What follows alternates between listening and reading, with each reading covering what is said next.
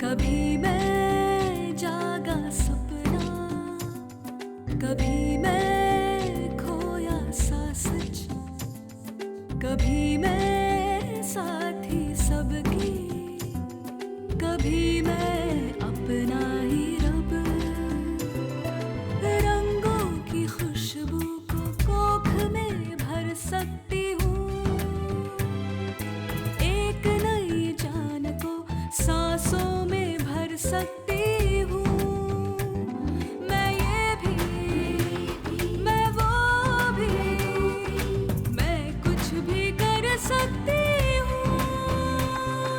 मैं कुछ भी कर सकती हूँ, मैं कुछ भी कर सकती हूँ।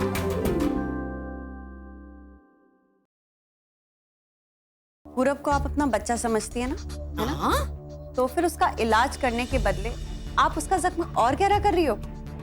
स्नेहा, आज बोलने दो माँ, कब तक चुप रहोगी तुम? बचपन से आपने ना अपने लाड प्यार से उसको बिगाड़ रखा। अरे बेटा, रत्ना, प्रीता, तुम जल्दी से गाड़ी तैयार करो और हॉस्पिटल में फोन करके डॉक्टर पूनम को बोलो कि वो तैयार है। ये आखिरी मौका है बेटे, रत्ना के पास जाओ बेटा। इस समय उसे सिर्फ तुम्हारी जरूरत है। मेरी रत्ना को बचा लो, उसकी वो चमक हम उसे वापस लौटाएंगे, उसे एक खूबसूरत जिंदगी देंगे। एक बार मेरी रत्ना को बचा लो।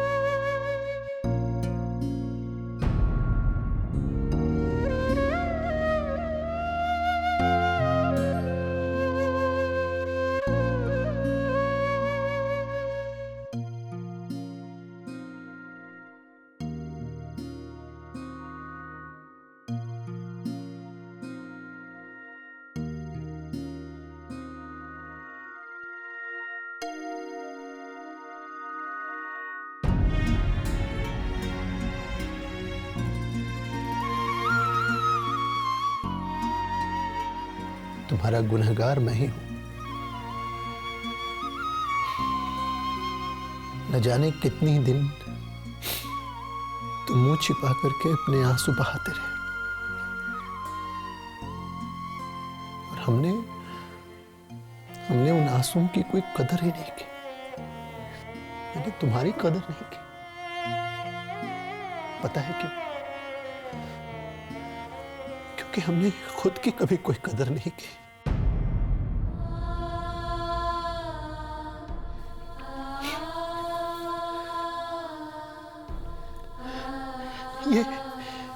ये जो कुछ भी हुआ है न रत्ना, वो कोई हादसा नहीं है। ये सब मेरी लापरवाहियों का नतीजा है।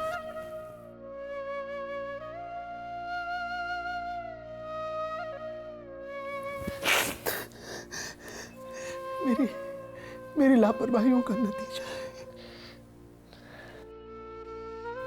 हमारा बच्चा तो वापस नहीं आ सकता है ना? नहीं आ सकता। पर जो कुछ भी बचा है ना,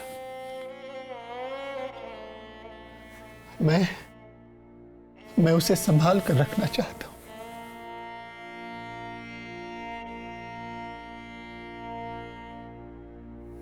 बचपन से लेकर आज तक हमेशा अपनी जिम्मेदारियों से भागता रहा। जिम्मेदारियों का सामना करता भी तो कैसे? मैं तो खुद से आईने में नजरें भी नहीं मिला सका। और आज जब नजरें मिलाना चाहता हूं तो आईना ही टूट गया रतन, आईना ही टूट गया। तुमने हमेशा मुझ पर भरोसा किया और मैं तुम्हारे हर भरोसे को रौंद कर आगे निकल गया। स्नेहा ने सही कहा, पत्ते पर गिरी ओस की बूंद की तरह सुंदर और नाजुक थी जब तुम मेरी दुल्हन बनकर आई थी।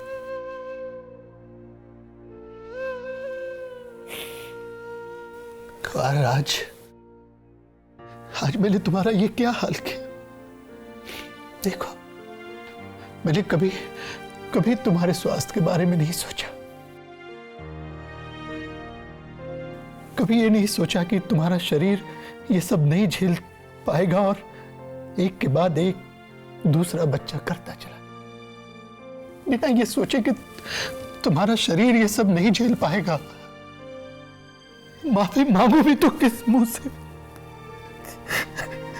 माफी मांगू भी तो किस मुंह से रत्ना। जो बिखर गया उसे समेट लेंगे हम।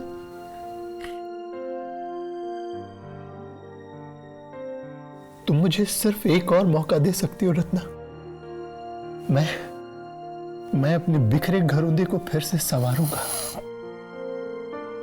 अपने गुड्डे गुड़ियों को बहुत प्यार दूंगा और उस घरौंदे में मैं तुम्हें रानी बनाकर रखूंगा।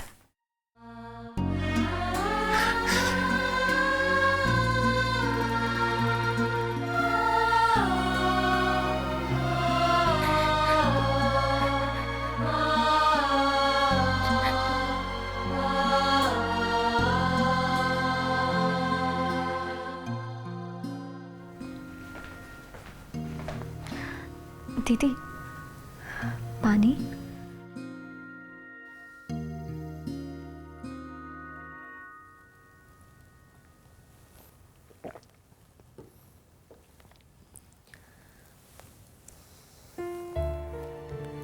जब से प्रतापपुर आई हूँ, कब सुबह से शाम, शाम से रात हो गई, कुछ पता ही नहीं चला। अब बहुत थक गई होगी दीदी, चाय लाऊं? नहीं प्रीता, तुम घर जाओ, माँ बाबूजी को ये सब बताना होगा ना। एक के बाद एक, पता नहीं हमारे घर में ये सब क्यों हो रहा है दीदी। घर वालों को बताने की हिम्मत ही नहीं हो रही है। प्रीता, हिम्मत खो दोगी तो सब खो दोगी। अब यही तो बचा है ना हमारे पास।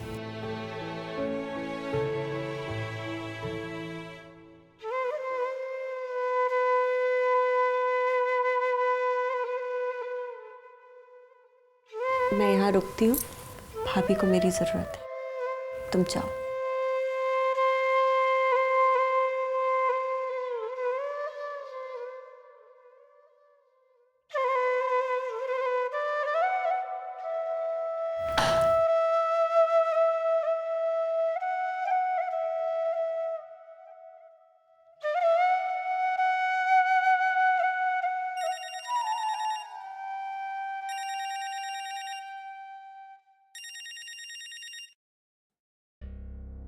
हेलो सर, मैं आपको कॉल करने ही वाली थी। तुम जो कुछ भी मुझे बताने वाली हो वो सब मुझे पता है। मैं तुम्हारे हालात को समझता हूँ स्नेहा, तुम्हारी अपनी मजबूरी है। सर, मेरी छुट्टी अगर बढ़ पाती तो। देखो, तुम्हें कुछ बोलने की जरूरत नहीं है, मुझसे जो हो पाएगा मैं करूँगा, पर कब तक कर पाऊंगा ये मुझे भी पता नहीं। तुम्हें तो पता है ना यहाँ मुंबई में सब चीजें किस तरह से चलती हैं। मैं खुद जल्दी वापस आना चाहती हूँ सर, पर कब ये नहीं बता सकती। देखो स्नेहा, मैंने तुम तक पहुंचने के लिए अर्जुन से बात की थी। उसने बताया मुझे। मैं भी तुम्हें कुछ बताना चाहता हूँ। अर्जुन तुम्हारे बिना बिल्कुल लॉस्ट है, एकदम खो गया है। देखो, मैं जानता हूँ ये तुम्हारा आपसी मामला है, लेकिन फिर भी मैं तुम्हें एक सलाह देना चाहता हूँ। मुझसे कुछ भी कहने से पहले आपको सोचने की जरूरत नहीं है सर। देखो स्नेहा, अर्जुन ने तुम्हें पाकर बहुत मुश्किल से खुद को पाया है। उसे जाने हुए थोड़े ही दिन हुए मुझे, पर वो मुझसे बहुत खुल गया है। उसे फिर खुद को खोने मत दो। जहां तक तुम्हारे नौकरी का सवाल है, मुझसे जितने दिन हो पाएगा मैं उसे बचाने की पूरी कोशिश करूंगा। कुछ दिनों तक मैं संभाल पाऊंगा, लेकिन फिर मैं जानती हूँ सर, जैसे ही यहाँ चीजें संभलती हैं मैं आ जाऊंगी। अपना ख्याल रखना।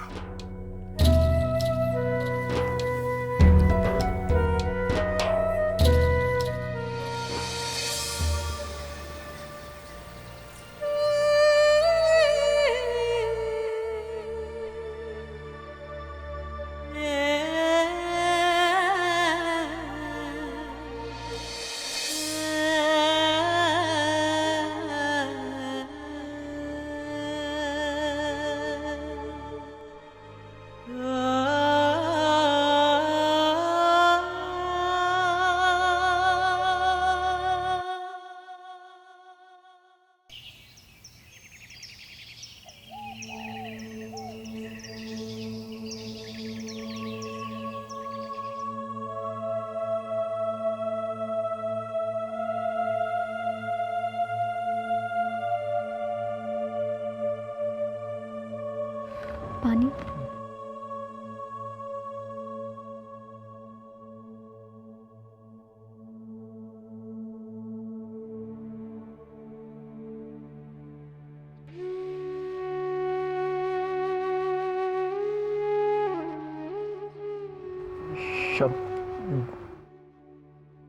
शब्द जुटाने की कोशिश कर रहा हूं बाबूजी, लेकिन जुटा नहीं पा रहा हूं। मुझे तो समझ में नहीं आ रहा कि मैं आप लोगों से क्षमा कैसे मांगूं।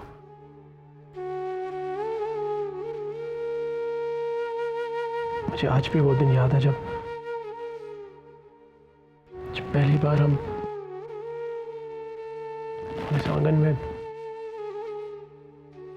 सीमा भाभी को देखने आए थे। इसी आंगन से हमने अपनी लाडली बिटिया को ये सोचकर विदा किया था कि यहां से ज्यादा प्यार आप देंगे उसे, पर आपने तो उसे हमारी सीमा को राख ही बना दिया।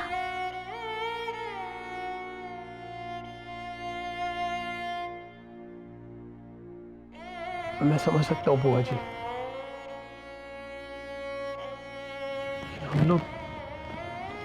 हम लोग जितना भी पश्चाताप कर ले वो कम है और कम ही रहेगा। पश्चाताप करने से मेरी सीमा वापस नहीं आएगी सुनील बाबू। जो हुआ विश्वास ही नहीं होता। आखिर ऐसा क्या कर दिया था हमारी बेटी ने कि उसे ऐसी सजा मिली? बाबूजी, जो लोग सजा के हकदार हैं वो इस वक्त जेल में हैं।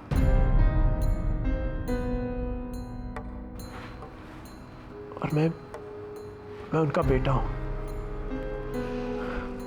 एक बेटा होने के नाते मेरा ये फर्ज बनता है कि मैं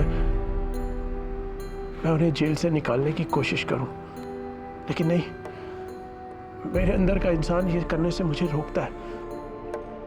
बेटे, हम भी गिले शिकवे का बोझ लेकर जीना नहीं चाहते, लेकिन हमारे साथ जो हुआ है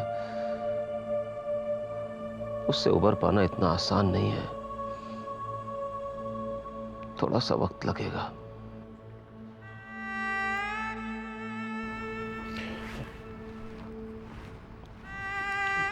बाबूजी, मैं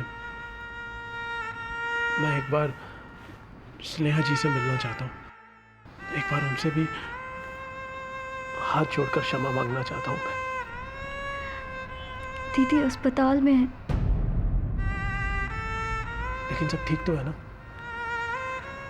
ठीक नहीं है बेटे। ये घर देख रहे हो, ईंटें हैं, दीवारें हैं, लेकिन नींव हिल गई है बेटे। चाचा जी, लेकिन हुआ क्या? सत्ता भाभी का बच्चा बच नहीं पाया।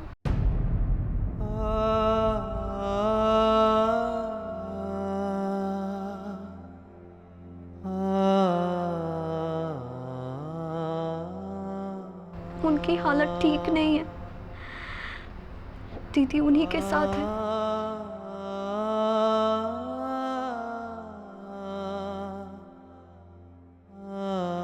और हो सके तो आप लोग भी हमें क्षमा कर दीजिएगा।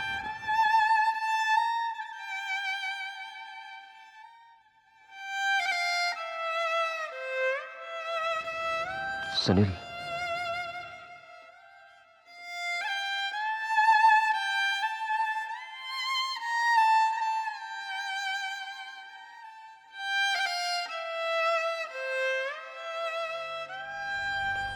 बेटे,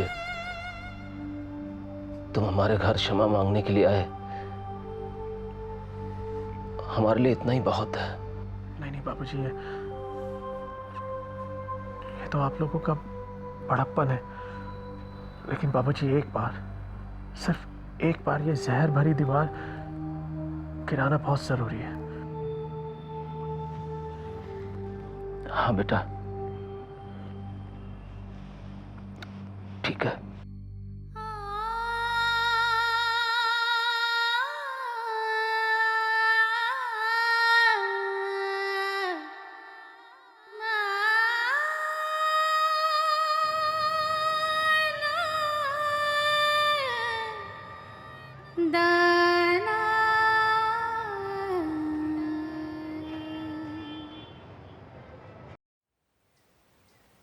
कैसी हैं आपकी भाभी? बेहतर। वैसे सब आपके काम से कितना खुश हैं। डॉक्टर जैन तो आपकी तारीफें करते थक ही नहीं रहे थे। समझ नहीं आता आपके बिना ये अस्पताल कैसे चल रहा था, या फिर आगे कैसे चलेगा। आपकी नाराजगी किस बात की है मैं आज तक समझ ही नहीं पाई। तुम समझ के भी हमेशा नासमझ बनती रही स्नेहा, ये तुम्हारी पुरानी आदत है। बेहतर है कि हम पुरानी बातों को, कॉलेज की बातों को ना छेड़ें। तुम्हारे लिए ये पुरानी बातें हैं, क्योंकि तुमने एक करियर डिसीजन लिया और मुंबई चली गई। कभी भी पीछे मुड़ के नहीं देखा। मैं तब भी अपने फैसले पर बनी रही और अब भी। तुमने हमेशा सिर्फ अपने बारे में सोचा है, सिर्फ अपने बारे में। मेरे सामने मेरा भविष्य था, मेरे परिवार का भविष्य था। मैंने जो किया सही किया, पर आपको तब भी वो गलत लगा था और आज भी आप वहीं अटके। हाँ, अटका हुआ हूं, क्योंकि तुम मुझे भूल चुके हो, पर मैं शायद तुम्हें नहीं भुला पाया। वैसे प्रतापपुर के इस मामूली अस्पताल में अपना समय क्यों बर्बाद कर रही हैं आप? यहाँ क्या जताने के लिए आई हैं आप? प्रतापपुर हो या मुंबई, सबसे पहले मैं एक डॉक्टर हूँ। डॉक्टरी करना मेरा फर्ज है। जो आपने किया वो आपका फर्ज नहीं, आपके हालात हैं। एक छोटे इलाके के चैरिटी अस्पताल में काम करने के लिए हिम्मत की ज़रूरत होती है। ये 3-2 दिन का खेल नहीं है। ये काम करने के लिए जिंदगी भर जुड़े रहने का दृढ़ निश्चय होना चाहिए, जो शायद आपके पास नहीं है। आपने पहले भी कभी मुझे नहीं समझा और अब भी ये साबित कर दिया कि आप मुझे कभी नहीं समझ सकते। बेटा,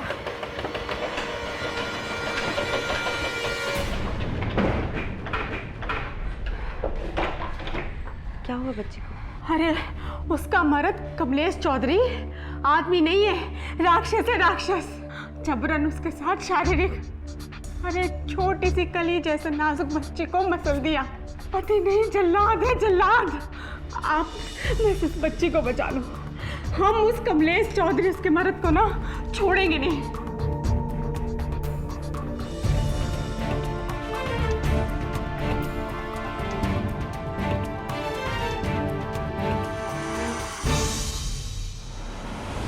तुम्हारा परिवार और तुम्हारी मजबूरी हो। मैं तुम्हारे लिए कुछ नहीं हूं। मैं हमेशा के लिए थोड़ी ना जा रही हूँ, एक हफ्ते की ही तो बात है ना। अर्जुन ने तुम्हें पाकर बहुत मुश्किल से खुद को पाया है, उसे फिर खुद को खोने मत दो। जैसे ही यहाँ चीजें संभलती हैं मैं आ जाऊंगी। उसका मर्द कमलेश चौधरी आदमी नहीं है, राक्षस है, राक्षस। जबरन उसके साथ शारीरिक, अरे छोटी सी कली जैसे नाजुक बच्चे को मसल दिया। आप बस इस बच्ची को बचा लो। छोटे इलाके के चैरिटी अस्पताल में काम करने के लिए हिम्मत की जरूरत होती है। 3-2 दिन का खेल नहीं है। ये काम करने के लिए जिंदगी भर जुड़े रहने का दृढ़ निश्चय होना चाहिए, जो शायद आपके पास नहीं है।